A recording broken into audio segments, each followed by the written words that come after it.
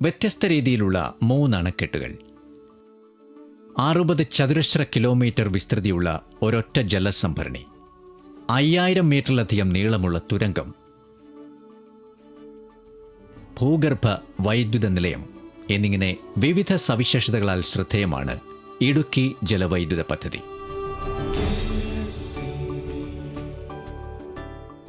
1919 ഇറ്റലിക്കാരനായ Jacob എന്ന ഒരു engineer തയ്യാറാക്കിയ റിപ്പോർട്ടിലാണ് ഇടുക്കിയിൽ ഒരു അണ കെട്ടാനുള്ള സാധ്യതയെക്കുറിച്ച് ആദ്യമായി പരാമർശിച്ചു കാണുന്നത്. ആ റിപ്പോർട്ട് തിരുവിതാംകൂർ ഗവൺമെന്റ് പരിഗണിച്ചില്ല. പിന്നീട് മലങ്കര എസ്റ്റേറ്റ് സൂപ്രണ്ടായിരുന്ന W.J. ജോൺ 1922 ഇടുക്കി കണ്ടെത്തി.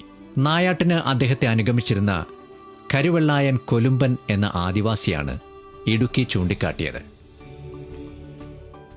കുറവൻ, കുറത്തി എന്നിങ്ങനെ അറിയപ്പെടുന്ന 2 മലകൾ പാദങ്ങൾ തമ്മിൽ പരസ്പരം തൊട്ടു തൊട്ടില്ല എന്ന മട്ടിൽ ഉയർന്നു നിൽക്കുന്നു. അത്ഭുതകരമായ ആ ഇടുക്കിലൂടെ പെരിയാർ കുതിച്ചൊഴുകുന്നു. ഇവിടെ ഒരു അണക്കെട്ട് നിർമ്മിക്കുക എളുപ്പമാണെന്നും അതിൽ നിന്നും ജലസേചനവും വൈദ്യുതോൽപാദനവും സാധിക്കുമെന്നും മലങ്കര ജോൺ സഹോദരനും എഞ്ചിനീയറുമായ ശ്രീ P.J. തോമസിന്റെ സഹായത്തോടെ 1932 തിരുവിതാംകൂർ ഗവൺമെന്റിനെ അറിയിച്ചു. വീണ്ടും 1935 അസംബ്ലി മെമ്പറായിരുന്ന ശ്രീ A.K. നാരായണപിള്ള ഇടുക്കി കാര്യം ഗവൺമെന്റിന്റെ ശ്രദ്ധയിൽപ്പെടുത്തി. തിരുവിതാംകൂർ ഇലക്ട്രിക്കൽ എഞ്ചിനീയറായിരുന്ന ജോസഫ് ജോൺ ഒരു റിപ്പോർട്ട് തയ്യാറാക്കി. പെരിയാറിനെയും ചെറുതോണിയെയും ബന്ധിപ്പിച്ച് അണ കെട്ടുകയും ആറക്കുളത്ത് പവർ ഹൗസ് സ്ഥാപിക്കുകയും ചെയ്യാമെന്നായിരുന്നു അദ്ദേഹത്തിന്റെ നിർദ്ദേശം. 1956 സമഗ്രമായ അന്വേഷണ പഠനം നടത്തപ്പെട്ടു. 1957 കേന്ദ്ര ജലവൈദ്യുത കമ്മീഷൻ അന്വേഷണ പഠനം നടത്തി. ആധുനിക രീതിയിലുള്ള രൂപസംവിധാനം ഇടുക്കിക്ക് നൽകപ്പെടുന്നത് 1961 അതിന് 1963 പ്ലാനിംഗ് കമ്മീഷന്റെ അംഗീകാരം ലഭിച്ചു. ഇടുക്കിയുടെ സാമ്പത്തിക ചുമതല കേരള സംസ്ഥാന ഇലക്ട്രിസിറ്റി ബോർഡ് ഏറ്റെടുത്തു. 1966 ഇടുക്കിക്ക് കൊളംബോ പദ്ധതി പ്രകാരം കാനഡ സഹായ വാഗ്ദാനം നൽകി.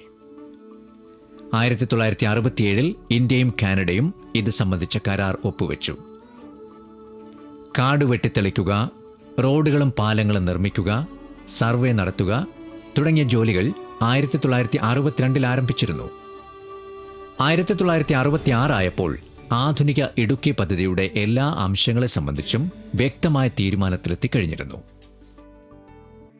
പെരിയാറിന് ഇടുക്കിയിലും അതിന്റെ പോഷക നദിയായ ചെറുതോണിക്ക് ഇടുക്കിയോട് ചേർന്നും ഓരോ അണകെട്ടി സംഭരിക്കുന്ന വെള്ളം ഒരു തുറന്ന ചാനൽ മൂലം കിളിവള്ളിത്തോടുമായി യോജിപ്പിക്കുന്നു.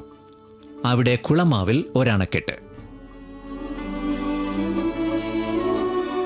അങ്ങനെ 3 അണക്കെട്ടുകൾ തടഞ്ഞു നിർത്തുന്ന വെള്ളം തുരങ്കത്തിലൂടെ മൂലമറ്റത്തുള്ള ഭൂഗർഭ വൈദ്യുത നിലയത്തിലെത്തുന്നു.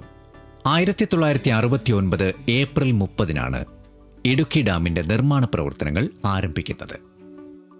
കൊച്ചി തുറമുഖത്തു നിന്നും 136.8 കിലോമീറ്റർ തെക്കുകിഴക്കായും കോട്ടയത്തു നിന്നും 123.9 കിലോമീറ്റർ വടക്കുകിഴക്കായുമാണ് ഇടുക്കിയുടെ സ്ഥാനം.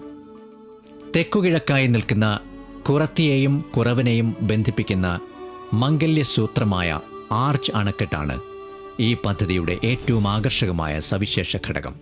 ഇന്ത്യയിലെ 1ാമത്തെ ആർച്ച് അണക്കെട്ട്, ലോകത്തിലെ ഉയരം കൂടിയ 10 ആർച്ച് അണക്കെട്ടുകളിൽ ഒന്ന് എന്നീ പദവികൾ ഇത് കൈവരിച്ചിരിക്കുന്നു. ഇതിന്റെ ഉയരം 169.16 മീറ്ററാണ്. മുകളിലത്തെ നീളം 368.85 മീറ്ററും വീതി മുകളിൽ 7.62 മീറ്ററും അടിയിൽ 19.81 മീറ്ററുമാകുന്നു. കമാനാകൃതിയോളം പ്രകൃതിയുമായി യോജിച്ച മറ്റൊന്നില്ല. ഭാരം താങ്ങുവാൻ ആർച്ചിന് കൂടുതൽ ശേഷിയുണ്ട്. ഇത് ഒരു ശാസ്ത്രീയ വസ്തുതയാണ്. 2000 ദശലക്ഷം ടൺ ജലസംഭരണ സാധ്യതയാണ് ഇടുക്കി റിസർവോയറിനുള്ളത്. ഇതിന്റെ മർദ്ദവും ശക്തിയും താങ്ങാൻ ആർച്ച് അണക്കെട്ടിന് അനായാസം കഴിയും. ഇത് നിർമ്മിക്കപ്പെടാൻ തന്നെ പ്രകൃതി കനിഞ്ഞു നൽകിയ പാറയിടുക്കിനെ കാത്തുകൊണ്ട് 925 മീറ്റർ ഉയരമുള്ള കുറത്തിയും 839 മീറ്റർ ഉയരമുള്ള കുറവനും അക്ഷതശക്തികളായി നിൽക്കുന്നു. ഈ സാഹചര്യത്തെ സ്വാഭാവികമായി ഉപയോഗപ്പെടുത്തുക എന്ന ആശയത്തിൽ നിന്നും ആർച്ച് അണക്കെട്ട് എന്ന രൂപമേ ഉരുത്തിരിയൂ. അതുതന്നെയാണ് ഇവിടെ കാണുന്നതും.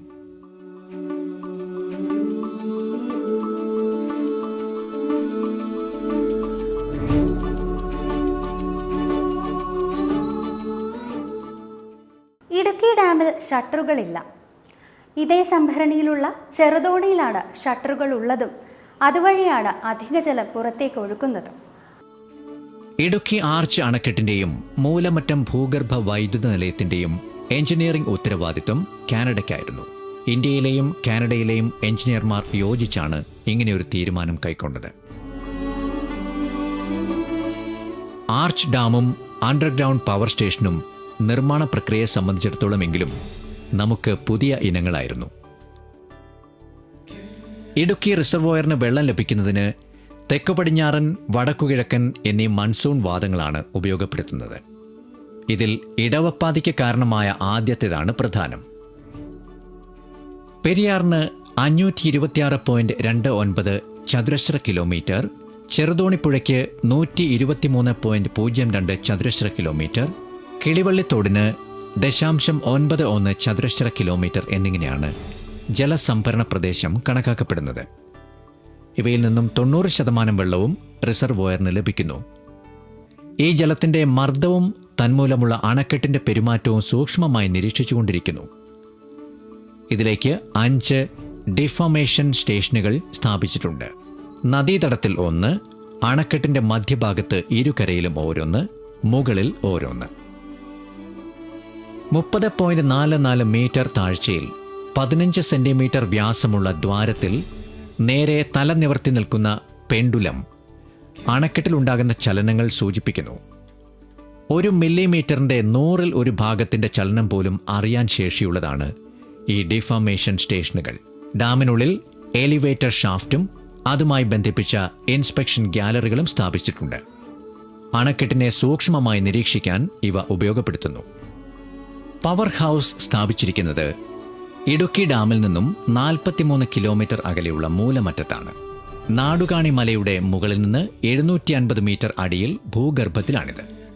ഇന്ത്യയിലെ ഏറ്റവും വലിയ ഭൂഗർഭ നിലയമാണ് ഇന്ന് മൂലമറ്റം പവർ ഹൗസ്. തുടക്കത്തിൽ 3 ജനറേറ്ററുകളാണ് ഇവിടെ സ്ഥാപിച്ചിരുന്നത്. പിന്നീട് 3 ജനറേറ്ററുകൾ കൂടി ചേർത്തു. നിലവിൽ 130 മെഗാവാട്ട് വീതം ശേഷിയുള്ള 6 വൈദ്യുത ജനറേറ്ററുകളാണ് മൂലമറ്റത്തുള്ളത്.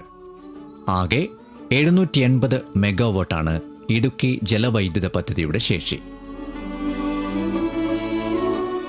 വൈദ്യുത ഉൽപ്പാദനത്തിന് ശേഷമുള്ള ജലം കുടയത്തൂർ പുഴ വഴി മൂവാറ്റുപുഴയിൽ ചെന്നു ചേരുന്നു.